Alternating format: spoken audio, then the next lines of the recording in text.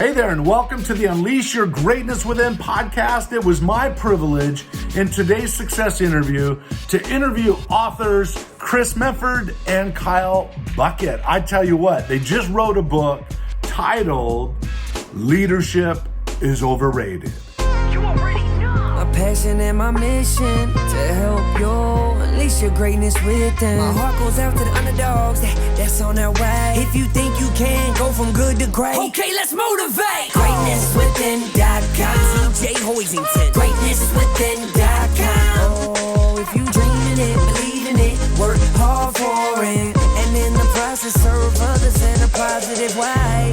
Think you can do it. Yes, leadership is overrated. In fact, chapter 1 is Kill the Leader. Now, what does that look like? How do we create a thriving company?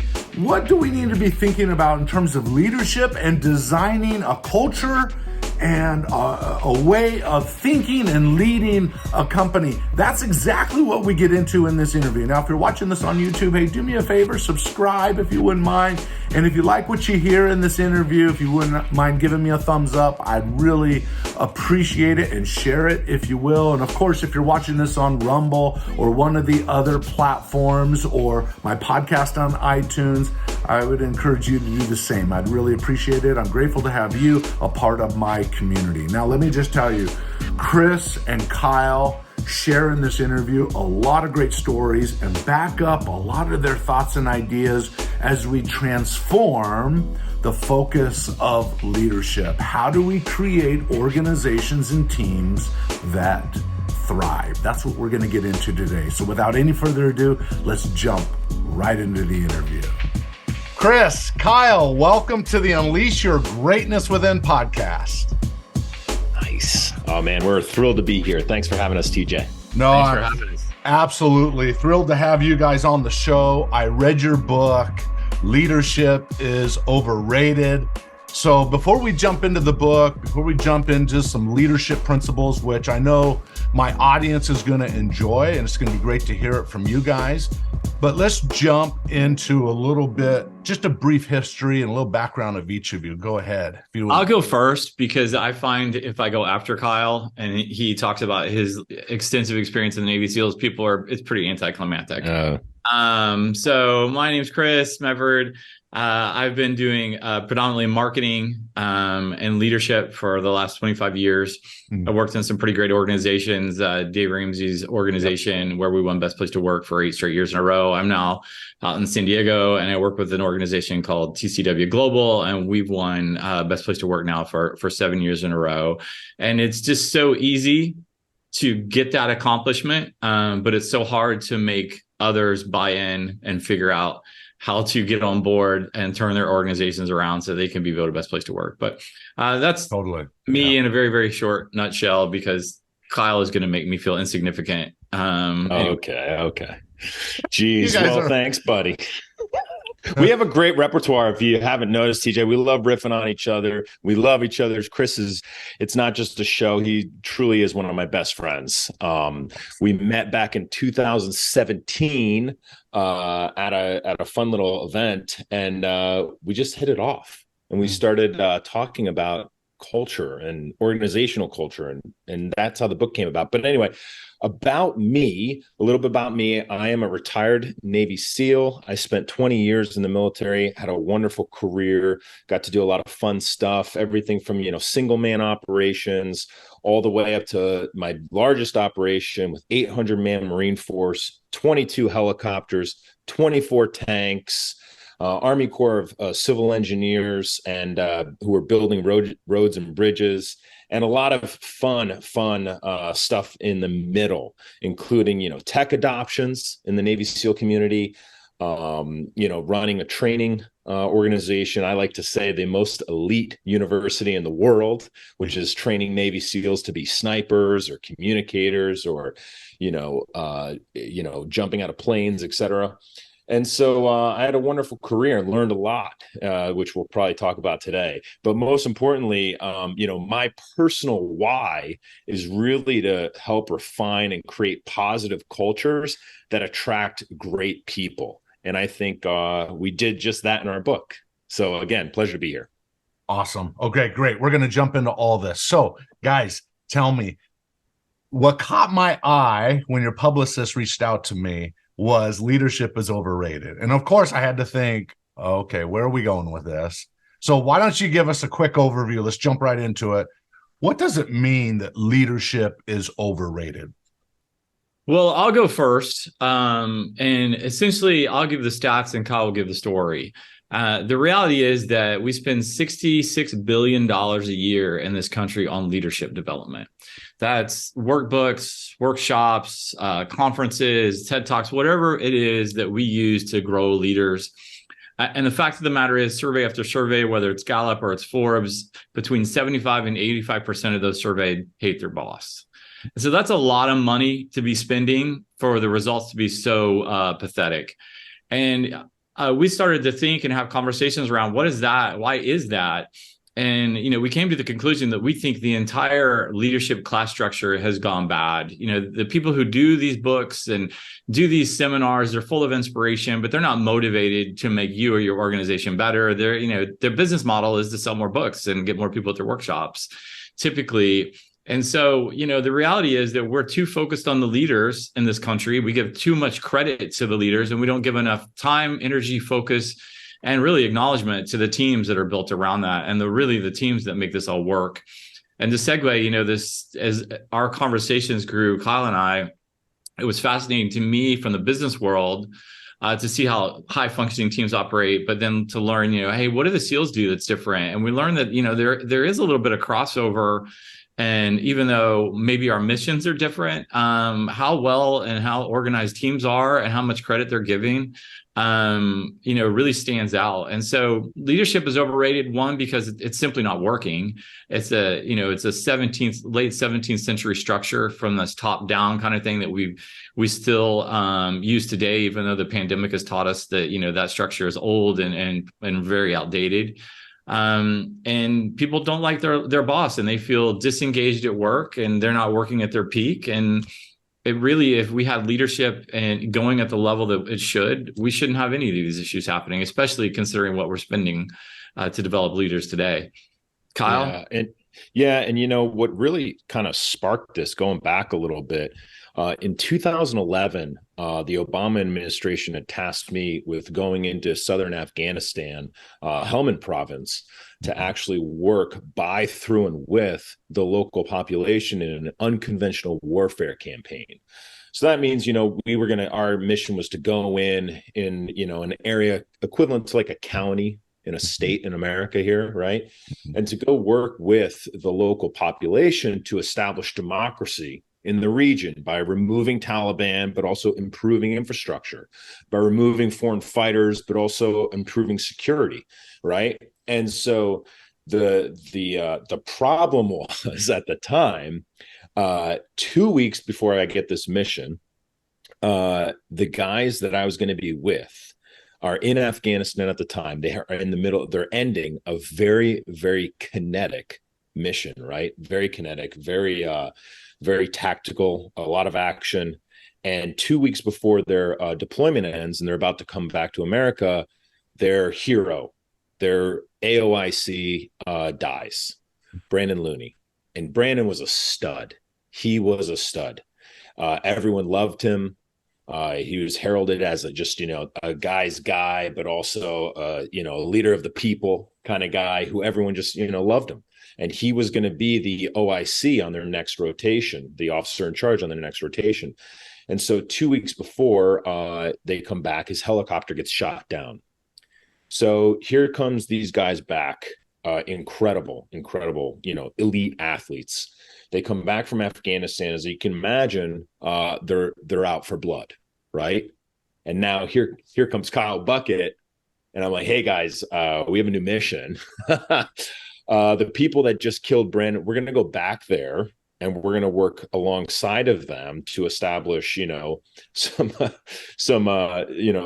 population democracy and remove foreign fighters by working by, through, and with them, right? And so, those people that you want to take the fight back to, we're probably going to be sitting there and having lunch with them. And so I had to literally figure out how am I going to change this culture, this vibe, this environment of this group, this elite group, to then also go into Afghanistan to try and change the culture there. And at that moment, I became a very astute observer, if you will, of how to do that. Reading what I could find. There wasn't a lot out there. I wish ARBIC would have existed back then to be able to do that. Shameless plug, right? But seriously, there wasn't a lot of information on how to go about doing this, how to create a positive culture that would really attract more people. Because at the end of the day, we really believe, attracting great people makes an elite team. So I'll pause there. Well, okay. So when you went over, were you successful at sort of changing the culture of your team and the work that you did over there? How did it turn out? Yeah, I believe we did. I believe we saw great success. And it took time. It took trust. It took time for, the guys to trust me, for me to trust them, for them to trust Rob and I, working through that. Took time. And that's a critical point, just to remind the audience. Cultural change inside of a team, inside of an organization, doesn't happen overnight, right? It does take time. You've got to build the trust. But I think you guys landed on something really powerful. You guys call it self-led. I call it helping leaders become employees become self-reliant. I think that seems like that's a major shift that you guys are focusing on. Is we've got to move away from a hierarchical pattern of leadership, which, Kyle, that's been your world for 20 years in the military. And by the way, let me say I'm an Army brat, and so I grew up, my dad was in the Army, and so my thanks for your service goes out to you. Truly, I mean that. Thank you for all that you've done and your teams and so forth. So that said, let's talk about what it means to be self-led, because I think that is a critical element, because we get these strong leaders that come in and they dominate and so forth, and then they forget to empower the people around them. And then when the leader's not there or not performing or whatever, then everybody else is afraid to act or to move forward or whatever. So would you talk to me what it looks like to be self-led? I'll TJ, a couple of things. First off, when I remember the first time I told Kyle, I said, hey, man, I love helping organizations change their culture. And Kyle's like, yeah, I had to change the entire culture of Afghanistan. I did not say that. I did not say that. A little much. I did not say that. You bring Full disclosure, everybody, I did not say that. Yeah, right. You bring up a good point that it takes time and effort.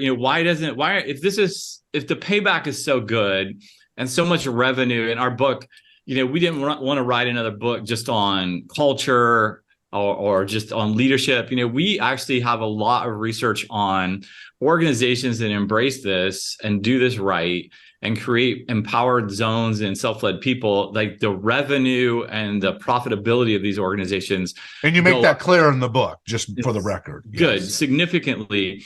But the reality, and so you ask yourself, well, why doesn't everybody do it? Well, the reality is you hit the nail on the head, is it takes time. Kyle will tell you that, one of the most popular parts of the SEAL sort of story and legacy is Hell Week. Everybody has to go through. Yep. But it takes almost 2 full years before you get your sort of first mission along those lines, or that you can consider yourself a SEAL. And so if you want to create a world-class organization, it takes time, it takes effort, it takes training. And quite frankly, a lot of people aren't that invested in spending that much time, energy, and effort. And they want to take the shortcut. And what they end up with is constantly missing the mark or turning on average. Jim Collins in his book, Good to Great, says you have to choose to be great every day. And, asking yourselves, what does choosing to be great look like?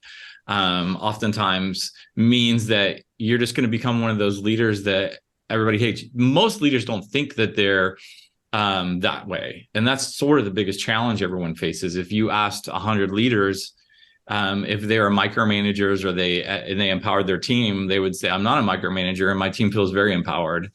But the reality is they give them a lot of authority, or they give them a lot of responsibility rather, but then they lack the authority to make any decisions. They give them the authority to make decisions. And so the team feels disengaged and frustrated. But the boss thinks that they've done the right thing. Kyle, why don't you speak to self-led teams? And then this is right up your alley on how you guys do it. Because in the SEALs, TJ, they often don't always pick the senior level leader to lead the mission. They pick the guy with the most experience, whatever it happens to be that they're heading into. And it varies, right? Like we have multiple different size elements that we can, deploy from the camp per se, right? We could have an element as small as 2 individuals called a sniper pair, or 4 individuals, a fire team with a fire team leader, or a squad, which is, 8 guys, or a platoon, which is, 16 to 21. And then it goes troop and then team level and so on, right? Brigade and so on and so on. But my point is, in each one of those groups, there is someone who is the leader, right? We leave the fob, if you will, to go out on a mission, and one person is tasked. Someone is legally responsible as the leader. However, as the mission evolves, as things come up, there are moments of, whether positive or negative, of opportunities where people have to step up and step into those leadership responsibilities, right? And so for us, right, it all starts with sharing the responsibility, either out of necessity or because of an understanding that what the team is doing is much bigger than the efforts of a single individual, right? And so other leaders will come in at times to help stabilize the outfit, depending on the situation. But what we talk about in the book is, okay, how do you actually frame out? What are the steps where we can actually frame out those levels of responsibility? And more importantly, releasing the responsibility, sharing the responsibility.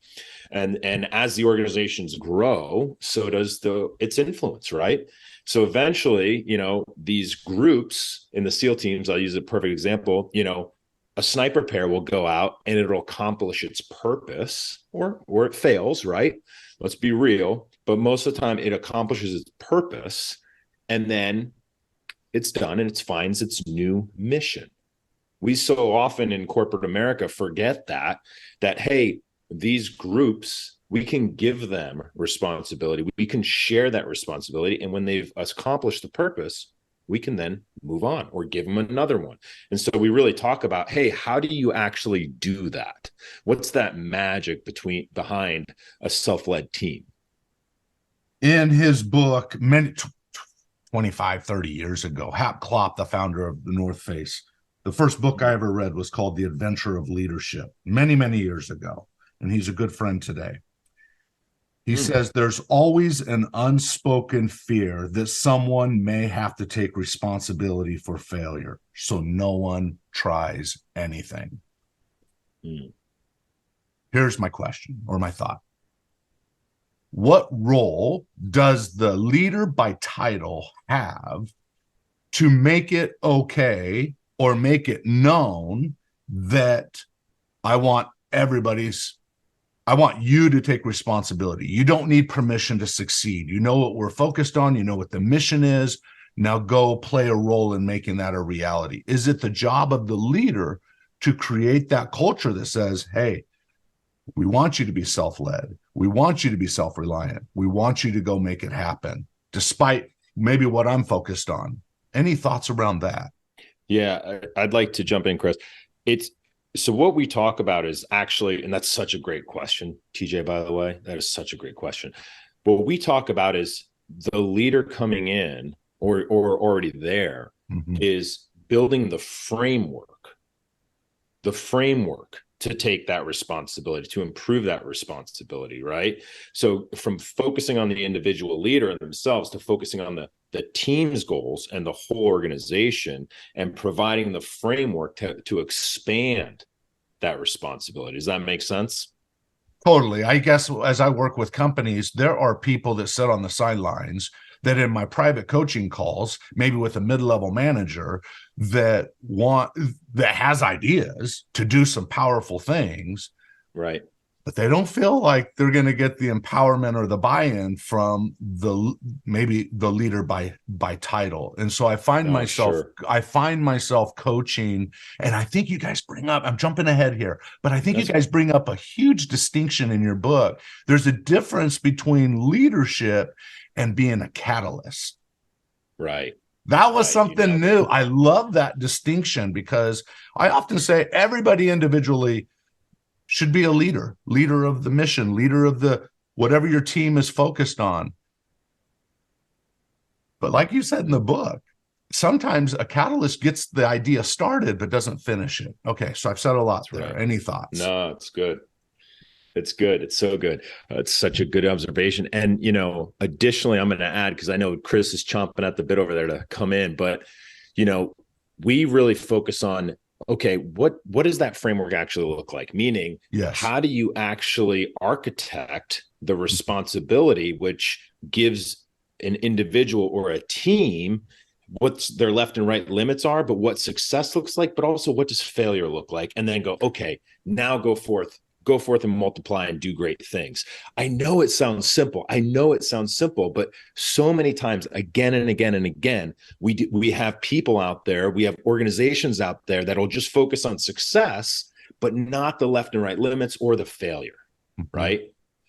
And don't provide, their teams or groups with that kind of framework. Go ahead, Chris. Yeah. Well said by everybody. I mean, I think the issue comes down to trust, and it makes me chuckle a little bit when I hear stories like that, because I think it's very, very common. People are afraid to step up and take responsibility, or they're perfectly happy with the status quo. And when you give your team the ability to sort of lead themselves and give them the authority to do so as well, that really changes up your comfort level, and it really speaks to how much you trust your team. And here's what makes me chuckle the most is when I hear people that the real reason they don't want to give up control is because they don't trust their team, or they don't know that they can trust them to do together. I think to myself, why haven't you brought your team to a point where you can trust them? And two, if you don't trust them, why do you keep them? Like you're the problem and the solution. Exactly. Right. But we always just want to point out everybody else's problem. But the reality is we have the power to fix this immediately. And that's to spend the time necessary with your team to make sure that they know what decisions to make and how much authority they have. Like I always say, I want to empower everybody on my team, but I'm not creating dictators. Like we're still a team. It's just my role is different now than just telling you exactly what to do and you reporting back to me that it got done. I want to give you the goals. Let me give you an example. I was working at a company a little while ago, and we were always missing our budgets. We had a ton of, I had just been elevated into the role of VP. And so what I discovered was our expenses were way out of hand, and we had a lot of them. And I kept trying to figure out how to manage it and make it work. And, current leadership tells me I'm the boss. I make the decisions. I'm the one that has to figure it all out. Everybody can trust me, and then I'll give out the plan. Well, I tried that for a few months, and I kept going down to close the book with the books with the CFO, and it was embarrassing. And finally, I went up and I called everybody together that spent money. There's about 18 people on the team who was responsible for like spending money, whether it be booking hotel rooms or paying for printing or whatever it was. And I said, we have to figure this out together because I cannot do it on my own. And I'm going to bring one of you each month with me to close the books with the CFO so you can feel it the way I feel it. Huge. And I'll tell you what, within a month, we had things straightened out. It was really the most powerful leadership lesson I had ever had. I went to business school and never had a lesson like this. And it was, when I finally said, I need your help and gave them the power to do it, we fixed everything. I mean, we went from $3 million down to $10 million up. And it wasn't just because we were spending that much and didn't know, but we started operating so well that we started adding in more work and we created new opportunities as a result. And we were sitting in a conference room, I remember a few months later, and we were going to make a change to one of the events we were doing. And someone said, well, if we make that change, that's going to change our budget. And so that was the first time I'd ever heard anybody outside of myself be concerned about what they were spending, how they were spending it, because they felt like they had ownership of that. And that's really when things changed. And that just allowed me then to focus over here on all the other stuff that I'd always been wanting to do. But I was so consumed with trying to be this leader that the world told me I needed to be, which is you're in charge, you call the shots. It's one man or woman that will decide everything, and then you just come down from the high hill and tell everybody how it's going to be done. And that style of leadership is outdated and it doesn't work, and it's holding leaders back, it's holding your organization back, it's holding your team back, and it's why people are so disenfranchised with work these days. Totally agree. So you did a couple things there just so I can kind of point it out. Number one, you said, hey, I could use some help, right? I trust you 18 people that are working with me to help me out. So help me out. Number two, you're going to take that person alongside you sort of as a mentor and actually kind of job shadowing in a sense, and have that person see kind of the end result of this discussion or where it goes from here and so forth. So everybody's learning. You gave the okay. I think it's difficult for people to say, I don't know. And it seems like in my consulting, I'm trying to inspire people that it's okay not to know. That doesn't mean you don't try to learn or you don't try to figure it out. But you know what? Know when you don't know and bring people in. You remember the movie, for any of you watching this podcast, you might remember the movie Master and Commander with Russell Crowe. And there's a point where there's a cannon shot from another ship, and it knocks the captain, Russell Crowe, down to the ground. Next thing you see is him stand up and him shooting all these orders on what people need to do. The challenge is, what would happen if Russell Crowe never got up? And then all these people were left to themselves.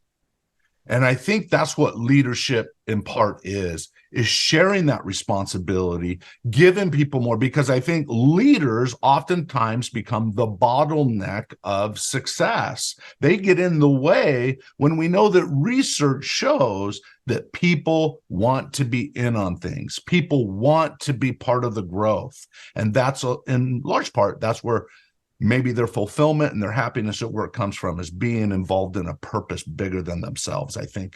So TJ, if you read the book, you probably read the story about the Belgica, which is right up, the ship. Yep. Belgica is a 19th century explorer ship.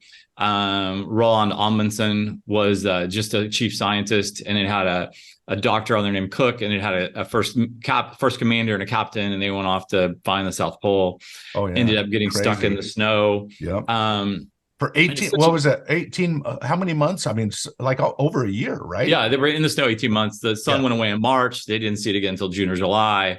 The captain got the doctor who'd been brought on. This is a classic, great example of what you're talking about. The doctor who had been brought on to keep everybody healthy and heal those who had got sick said, hey, we're stuck out here. We need to start eating some raw meat and penguins. And the first commander and the captain said, excuse me, absolutely not. We're not doing that. Yeah. So that's a typical leader saying, hey, here's your role. Your role is to keep us healthy and safe. And when they come to him and say, hey, this is how we're going to do it, they say no.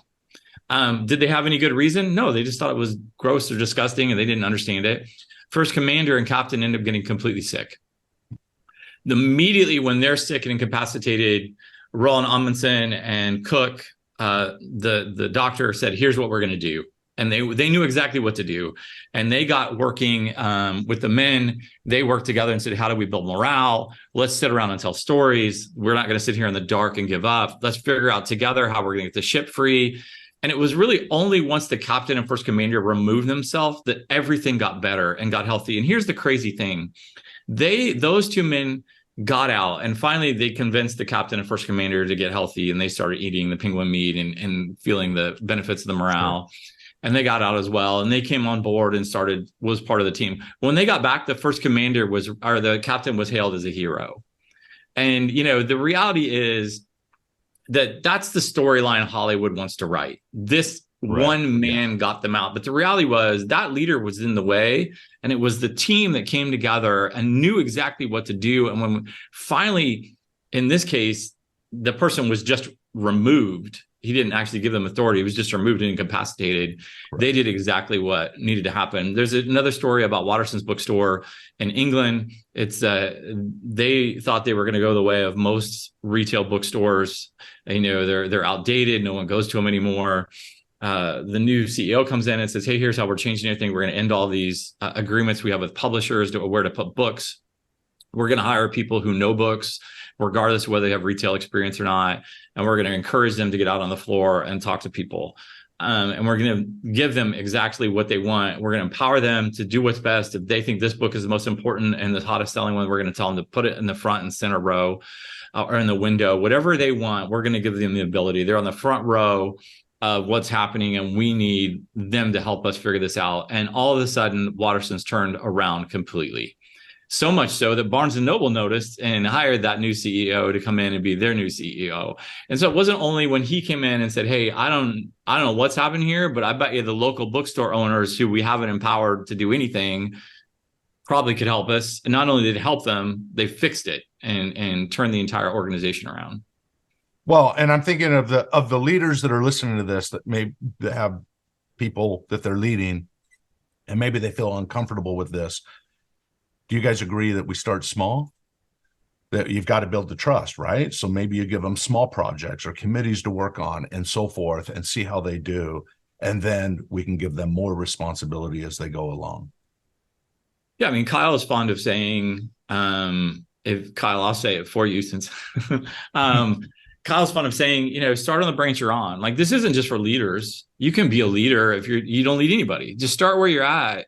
And you'll see things shift around you. Maybe the next 2 or 3 people that you interact with on a daily basis start to change, start to see things differently, start to do things differently, because you're helping them and you're empowering them and you're working together and you're finding solutions and you're on the same mission. This requires leaders to get the ego out of the way. It requires, and that's a part of the problem is they have this. They feel threatened. They feel threatened. It's a paradox.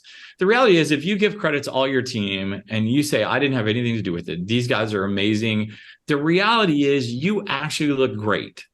You look better. Your team loves you. The organization knows that you helped coordinate this squad and that you all work together. I mean, it's a sincere compliment to say, you know, Kyle did everything. I didn't do anything. But everyone knows that you're a team. And so you're not losing all these accolades. It's the opposite. Everything you're craving and holding on to would actually happen if you would let go and give away all the acknowledgement. Love that. It's an illusion to think that I have to hold on and hoard everything, right? That's right. Rather than share it and empower the people. I mean, I often tell leaders, hey, leave the office, go on a vacation, get away. Because what you find is the people that you're leading tend to rely maybe too much on you, and letting go of and leaving where it forces them to make decisions they typically don't have to make while you're in the office. I think is just maybe a tactical thing that leaders can do to put people in a position where they have to take responsibility. Oh, so true. So true. A fun anecdotal story is I actually wanted to title this book, TJ. We wanted to call it Kill the Leader. Yeah. And I'll explain why here in a second. But as we were going through it and working with our publisher, HarperCollins, which, by the way, they're great. It's been a wonderful experience with working with them. But as we were going through this with Harper, January 6th happened. The storming of the Capitol as we were going, and they were like, yeah, we're changing the title. You guys got to change this. We don't want to put kill in there. Kill the leader. Right. We made it chapter 1. Yeah, you did. Yeah. And so chapter 1 is literally, we talk about, back when I was with the SEALs, we would do this incredible exercise where, we would be conducting training, special operations, urban combat training, where we'd be running around a mock village, for example. And, as a trainer, I would walk over to, the OIC, the troop commander, or, the TAC lead or the senior chief or somebody, or maybe even an LPO, a leading petty officer. And I would walk over to them and I would say, hey, you just took a round to the head, you're out. Right. And so now, and what that does is it now puts the guys in a training situation. It puts them in an experience of what happens when we take out the guy on the top. Yes. in the middle of a gunfight, Mhm. right? What happens? How do we react? What do we do? Has this individual been training his replacement? To your point earlier, TJ, like, has he been bringing him up? Has he been mentoring him? Has he been nurturing him? Has he been, spreading his knowledge and his experience, his wealth of experience with that individual? And you don't And always so, know, and you don't know, tell me if this is correct. You don't always sure, know until they're put in a scenario where they have to act, like that right, training exercise or whatever. Maybe you see some patterns like, whoa, we are way off base here. We got to right. fix this and this and this. And that's where the training comes in. It's great. It's great. It's so spot on, because also sometimes many times you see the guy just boom, rise to the top and take over, takes charge and crushes it. And then other times you see the exact opposite, right? To your point. And so now it gives the guy who's dead, right? Mm-hmm. It gives him the opportunity to now nurture into that future leader. Yeah. And he goes, oh, that was eye-opening. Right? Oh, I didn't even think about this. Oh, I missed this opportunity, or I missed that. Right. And so many times, back to your point earlier, these days, we are so afraid of removing ourselves or killing ourselves to allow the next person to step up. And, Yes. For all the listeners out here, here's a great hack. This is one of my favorites. Go on vacation. Take a 2-week vacation. Remove yourself from the organization, and you'll know very quickly of what happens when you're gone, right? But it could be a win-win. You learn, but you're also on vacation having a great time. No, love it. I mean, but that self-awareness is really important. I learned with a company that I was working with where you had 2 leaders that worked in the same office. So, right, some of the people would come in.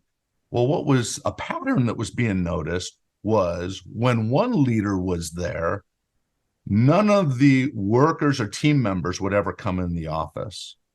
But when that leader was not there and the other leader was there, the other leader would get flooded with people coming in, asking questions, wanting to know more, had ideas to share, and so forth. Discovering what those patterns are, whether you're approachable, whether you're not approachable. You told a story, Kyle. No, it was you, Chris, in the book where you were consulting with a company, and as part of the consulting, you guys decided to do an anonymous survey. Would you give us a little bit, Chris, give us a little bit of that story and how it kind of didn't turn out the way that it was expected? Yeah, we were trying to figure out, where there were maybe some miscommunications or areas for opportunity for growth and development. It seemed like there was a lot of frustration from the senior level leadership to the CEO, and the survey was anonymous. And we came back with the results, and because it was anonymous, it was it was probably a little tough for the CEO to hear, raw, and he demanded to know who said it in the room. And so it's, at that point, what can you do? I mean, you now what he's basically saying, tell me who said it. And I think in his mind, he was probably like, if I'm looking at Kyle, did you say it? Let's go out and have some words and figure this out together. But the way if you have people that work for you and you say that, and it's a top-down level leadership, you're not just saying who said it. You're saying, in that person's mind, am I going to lose my job? Is my family going to be homeless? And, where am I going to go to start? Am I willing to start over? I mean, that's not. And so everyone sat there quietly and silently. And, it was ultimately, it's like, hey, this isn't going to work. I mean, this is just not going to work. That leader could not change. It's sort of a fine line between tyranny and chaos. And so tyrannically, I'm the boss. I started this place. I know how it runs best. I know what to do. Just listen to me and trust me, versus chaos, which is I give you all authority to do anything you want, however you want to see it. And that doesn't work either. Right. The reality is you have to, that's why we say self-led teams. Teams is the operative word there. We're not creating dictatorships and we're not creating anarchy. You need to be a team. And this clearly was not a team. In a sense, it was really just one dominating player who the others were terrified of. That's awesome. You say in the book, both of you, and I think this is key, when team members are engaged, they don't just work for a paycheck or the next promotion, but on behalf of the organization's goals. They're all in. When employees care, they are truly engaged.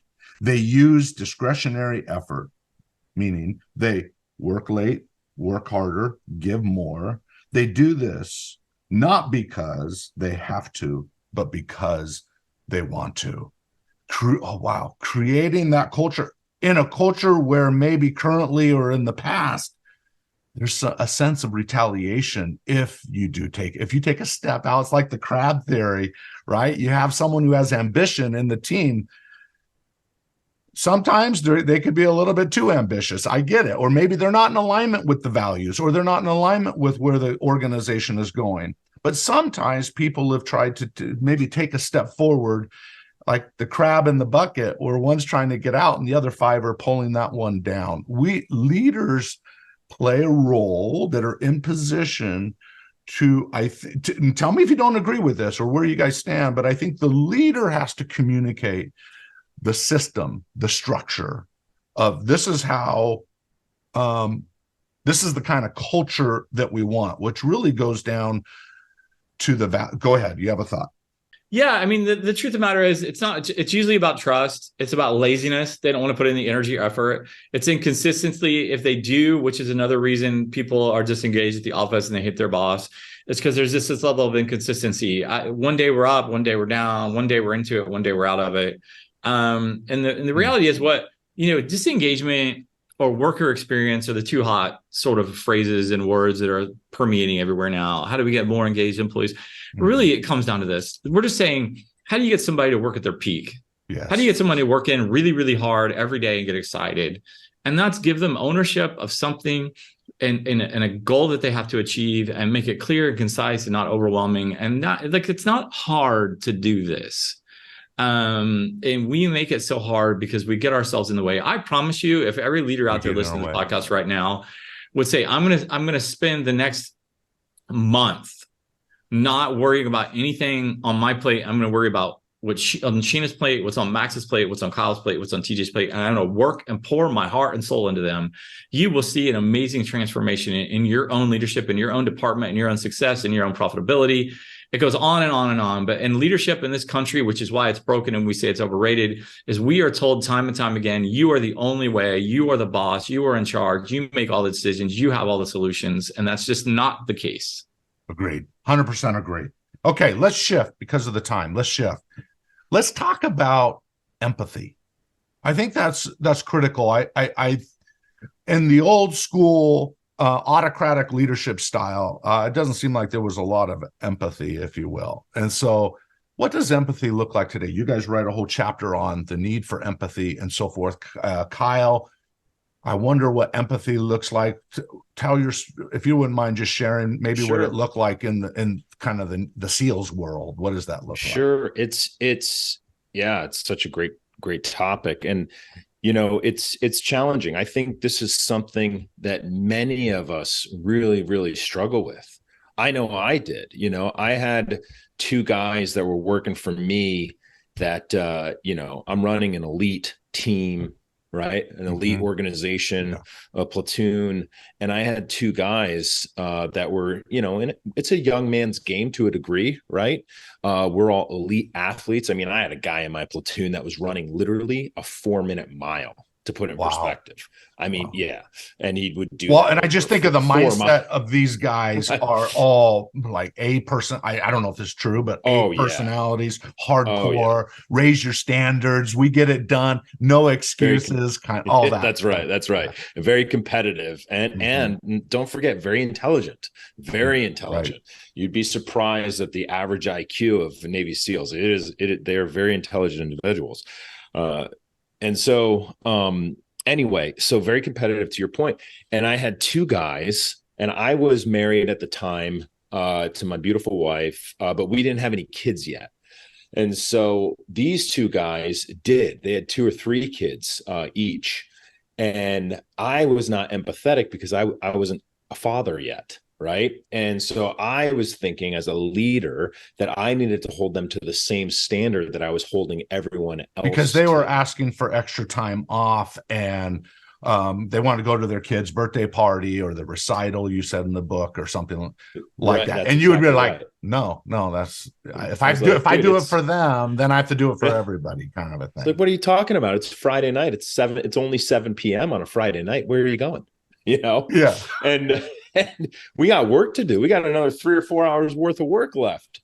And at the time, it created some consternation between my relationship, but also because of that, it also created some consternation between their relationship and the other guys, right? As well. And so I look back, and then, years later, I become a parent. I have empathy, and I'm looking at it through an all new different lens, understanding, their well-being, their mental health, their performance, their physical performance, and how they have a challenge that all the single guys are not dealing with necessarily, as all my parents out there are aware of. Right. Mm-hmm. And so I think that's something that everyone struggles with in the sense that, hey, just because you haven't been in that person's situation doesn't mean you can't be empathetic, right? And so we have to take a step back. And in our chapter, we talk about, okay, what does it look like to literally take a step back and try and put yourself in someone's shoes? And in my case, try and being a parent. It's a very elementary example, but you get my point, right? Yeah, is sure. That everyone needs to be able to say, hey, what does this look like? To just take a step back, try and look through the lens of what this person is dealing with in their life or in their work relationships or in this project, and on and on and on, right? And it's so elementary to say that out loud, but man, do we just miss that?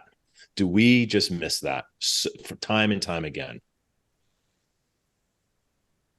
Obviously, if someone takes advantage of maybe the empathy, or in that case, the leniency to allow this or that, if they take advantage of it, then that's probably when you got to correct course a little bit.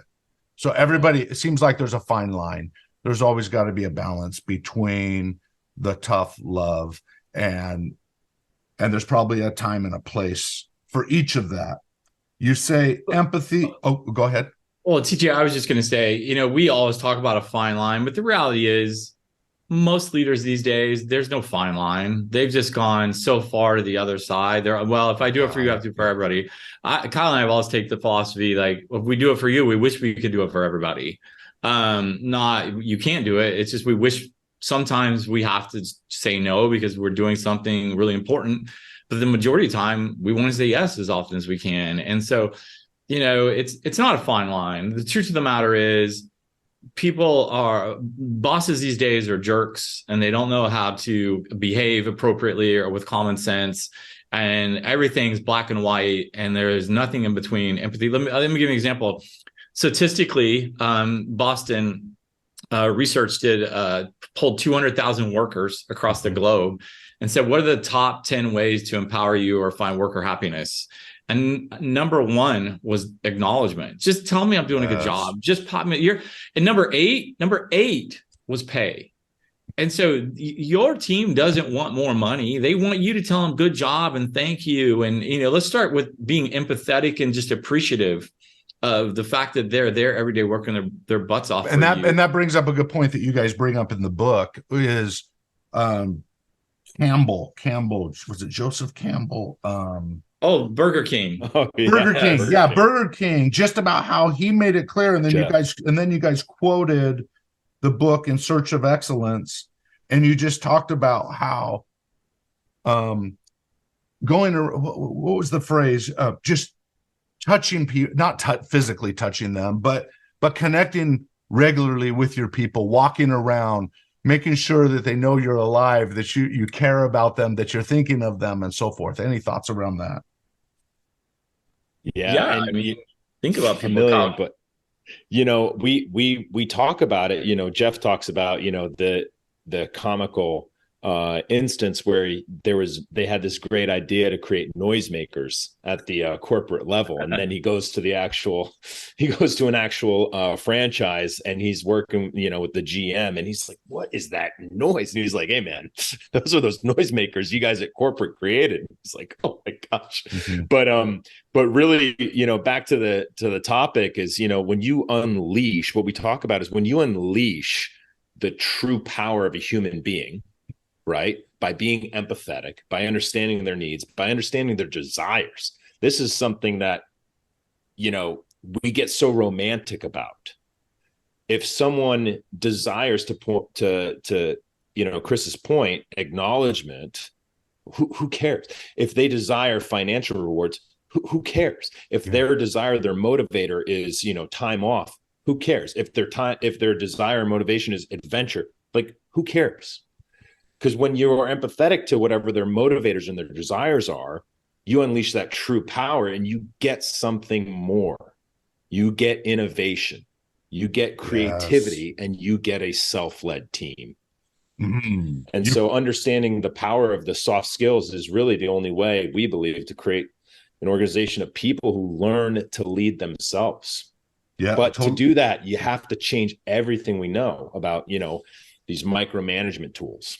I want to chime in because that's just something that I'm really passionate about and frustrated with as well, is we somehow think, again, these Machiavellian leaders who are always in charge and they have to call all the shots. And we dismiss the soft skills, the empathy, the acknowledgement, the encouragement as if they don't mean anything. And It's true. You can do business this way, but here's what happens when you do business this way. 85% of your team hates you. Yeah, exactly.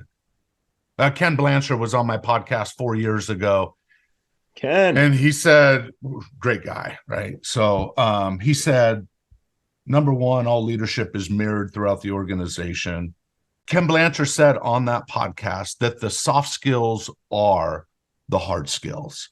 And sometimes we overlook that. We think it's just fluffy and soft. But you know what? That's what creates part of engagement. You guys quote, you say in your book, people must come first. And then you quote Tony Hsieh of Zappos, where he said, if you pour into your team, the team will pour into your customers. I think I agree with you guys. There is the law of reciprocity, right? If I get that leaders rise to leadership because they're oftentimes willing to go the extra mile, they're willing to work the midnight oil, they're willing to do the extra things that are required. They're willing to do a lot of things that others aren't. So all of a sudden they're noticed as a leader because they stand out. But it's key when they get to that place that they turn back and inspire others to do the same thing based on the values and the purpose, which you guys talk about in your book. You say empathy is not just about feeling. It's about understanding and communicating other people's emotions back to them. When someone knows you understand where they're coming from, you can demonstrate this to them and they will relax. They will become more of themselves. I think that's critical. I think we're taught in our early 20s, we got to be professional. We have to be professional, right? And so we turn off that emotional side and we kind of turn off the brains or the heart, maybe the heart sometimes, and we don't really give that emotional or the empathetic side. So you go on, they become more of themselves. They open up, they start trusting you. They also bring more of what makes them special to the table. When we allow those parts of our personality that may be emotionally charged to bubble to the surface, all kinds of creative ideas may come. And this is where we find some of the best solutions to our problems. Wow, Kyle, did you write that? That's pretty good. That's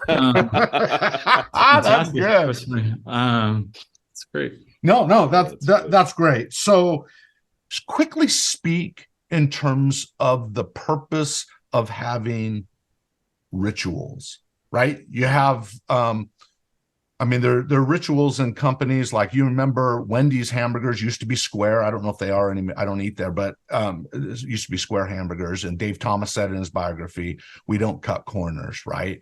So what kind of rituals you have? Chick-fil-A that doesn't open on Sunday. That's kind of a ritual. What would you quickly say about rituals in the company and how it benefits the team? Chris, that's Kyle. Oh, you want me to go, Kyle? I mean, this is your baby rituals. I mean, I feel like rituals can be called like inside jargon jokes. I worked with a company and everybody who joined the company had to read like 5 books, and it was all the same 5 books. But the cool stuff was we started pulling out little things from the books, and if you didn't work there or you were new and you didn't read the books, you would be lost. But it became like a fun kind of way for us to connect and get involved. And sometimes when times are tough, we might drop one of those phrases in as a connecting point. But I feel like rituals and finding a way, rituals are also a great way to sort of build consistency with what you're doing. And, a lot of leaders can be great for a little while and then they're pretty inconsistent, and that leads to frustration. But it's the ritual, whether it's giving somebody a nickname or working in a phrase that seems to happen because you've all read the same book, or whether it's a fun meeting that you create. I created this meeting called the Brand Wagon.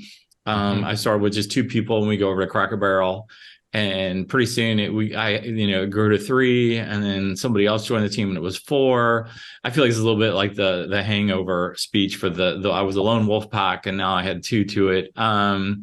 But the truth of the matter is, people from other departments started to ask, "Hey, how can I become part of that?" And so it grew so big and so large. We moved it out of Cracker Barrel, and there were like 40 people, and moved it into the warehouse.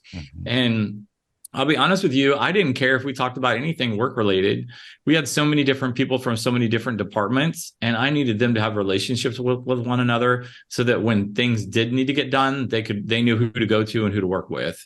And I think sometimes as leaders, we try and attach so many significant things to something. Like if it's not directly driving revenue, it's a waste of time. But the truth of the matter is, building on the soft skills, creating rituals, creating things that people can feel empowered by or feel unique or feel a part of the team and drives them deeper into commitment. Those things are worthwhile more than any meeting you could probably ever put together.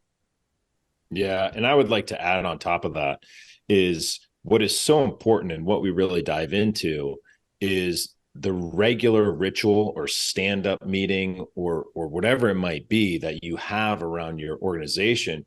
It has to be, there's 2 other sides to it, which is, one, is it supported, right? Like, are you supporting it? You don't have to be there every single week or every single month, but are you supporting it? Yeah, that's huge. And also, are you nurturing it? Right? Are you allowing the structure to evolve into something that you didn't design it to, or whether positive or good or negative, or are you just never showing up anymore and it's starting to fizzle out and they're just doing it just because you started it? Yeah. Totally. And so we talk about how to actually, take it from ritual to rhythm, and then, allow your teams to then improve on that rhythm, to improve on that ritual and take it to the next level and help it evolve in a positive manner. That's supporting the environment, that's supporting the vibe and the culture of the team. I feel like we could spend an hour talking about rituals. Yeah. I get that I'm bullet pointing it, and I apologize for that. But I thought that was really rich, and I think it builds faith. I think it builds, like you said, consistency in the company. But it also, I think, when you have some of these rituals and things that kind of define us as a company, it shows that you care. Shows that you care. That's right. Right. One of my all-time, well, 2 of my all-time, I'll do a little quick. 2 of my all-time favorite like Navy SEAL rituals. One is in basic training, BUDS, Basic Underwater Demolition School. At the end of each phase, there's a ritual that the students get an opportunity for, like an hour on a Friday night at the end of the entire phase to do little like SNL, Saturday Night Live skits on the instructors. And they are hilarious because it's no holds bar, carte blanche. You can say whatever you want to the people that have just been beating you down for the last, 2 to 3 months. And those skits can be hilarious, right? And the camaraderie that comes from that, because now what's going to happen? They're your instructors now. In 2 to 3 years, they're going to be behind you or in front of you in a battle. They're your brothers. And so it's a phenomenal ritual. A fun one. The other one that I love that is incredible, which corporations, groups, teams, whatever, can totally do this, which is the AAR, the after action report discussion, right? After every single mission, we're all exhausted. We're tired. We'll come back into the hooch. We'll all sit down. And we'll grab a cup of coffee or, whatever, protein shake, and just relax. The weapons, the gears, everything's put away. And we just talk about what just happened. And we put all egos aside and we go, hey guys, Kyle here.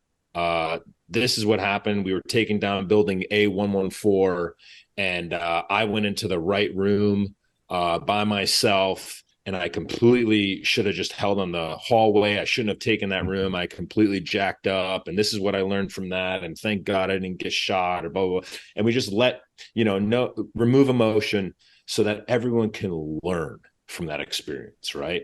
And it's one of my favorite all-time rituals to just go through so everyone can learn. Right. So I just those are some just great examples of, how you take that ritual into like a, consistent rhythm after every mission, No, that's awesome. The last thing that you guys, or one of the last things that you guys talk about in the book is humility. And you share 6 crucial practices of being a humble leader. I think of everything that we talked about today, the undertone was, hey, leaders got to be humble. And if you're humble, you create more engagement. So you have 6 practices. I just want to give the audience these 6 practices, and then they need to go read your book. Your book, I've read it from cover to cover. It's a powerful book. It's a great reminder of what you should be doing. I agree that it is strategic and tactical. You give ideas of how it can apply in your business. So make sure everyone who's listening to this podcast go out and get Leadership is Overrated. TJ, they can go to leadershipisoverrated.com and they can read all about it, read some excerpts.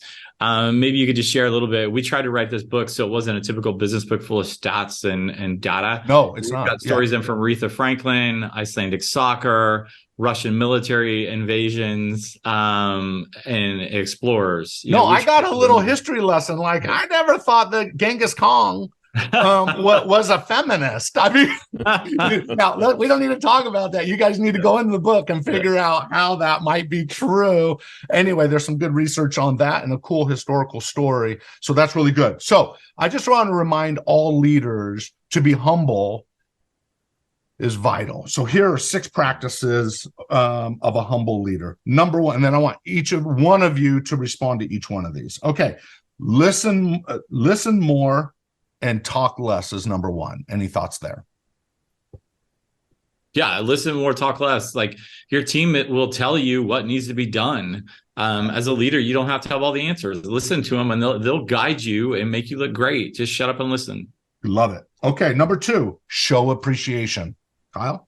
A little goes a long way in meetings and on group chats, calling out people for their successes. And it goes back to what I was saying earlier, which is trying to figure out and show appreciation in the manner in which those individuals are motivated, right? By just understanding and being empathetic and understanding how individuals are motivated, it's really easy to show appreciation. Number 3, step out of the spotlight. Ooh. That's a good one. Yeah, step out of the spotlight. Start shining the spotlight on your team. You're not as amazing as you think you are, and you're not as bad as you think everyone thinks you are. Start putting the focus on your team. Start putting your energy into your team. You give too much credit to the leader, not enough to the team. Get out of the spotlight. Number 4, admit when you've made a mistake. So in the book, I actually talk about a mistake that I made, which is called in training, which was a blue on blue. And I had to own that mistake. I had to bring the team together and say, hey, I accidentally shot Scotty this evening with a paintball round. And I was completely vulnerable in that position. It was not easy for me to do that. But by admitting I was wrong, not trying to hide that mistake, the team had that much more respect for me in the long run. Great. Number 5, don't micromanage. Oh man, micromanage is the worst. I mean, it's one of the biggest culprits why people feel disengaged at the office. Agreed. And whether you think you micromanage or not, there's a high probability that you are, as we mentioned earlier, you're probably giving all the responsibility to your team, and you think that is you empowering them, but you've not given them the full authority to actually make decisions, to actually own their work, and be able to hold their head high at the end of the day, knowing what they built. And you're coming in and you're not letting them do their job as powerfully as they possibly could. And then the last one, number 6, is welcome criticism. The hardest one, right? I would kind of say, hey, which one's harder, admitting when you've made a mistake or accepting criticism? Like, they almost go hand in hand to a degree of which could be more challenging. But, hearing how far you've fallen short or screwed something up, it never feels good. And if you're not able to receive that kind of criticism, you need to take a hard step back at yourself, because it's only going to take a matter of time till everyone can just see through that, right? We need to be open and honest to the same kind of criticism that we might be delving or feeding back out. And it's only going to make you better. Yeah, I'll just add in, Kyle and I had a conversation. Our book comes out at the end of August. And I said, hey, be prepared. We're picking a fight with the leadership industry. The negative reviews and the trolls that are going to come out on Twitter, on Amazon reviews, are not going to make us feel good. And so just, we need to be able to take the criticism. And so I think being open to the criticism and letting the pain or the frustration of criticism kind of flow over your shoulder, and take it and be like, but I can still improve. We're good, right? It's not a reflection of your worth and potential. Right. So it's okay. Bring it on, bring it on, bring it on. It makes us all better. Okay. Where can people go and get your book? This has been an awesome interview. You guys are great. Kind of lead people where they can go to get the book. And so leadership is overrated.com. They can go there and get the book. They can read up more about Kyle and I. We also offer consulting and coaching and mastermind groups and things like that. So perfect. We'd love to help out as many people as we can to get this message out. We will put that up so people can see it. And hey, good luck, guys. Wish you the very best. And thanks, TJ. I'm sure your book will become a bestseller. So let's make it happen. All right. Yeah, thanks, TJ. It's been wonderful to be here. You bet. All right. Bye-bye.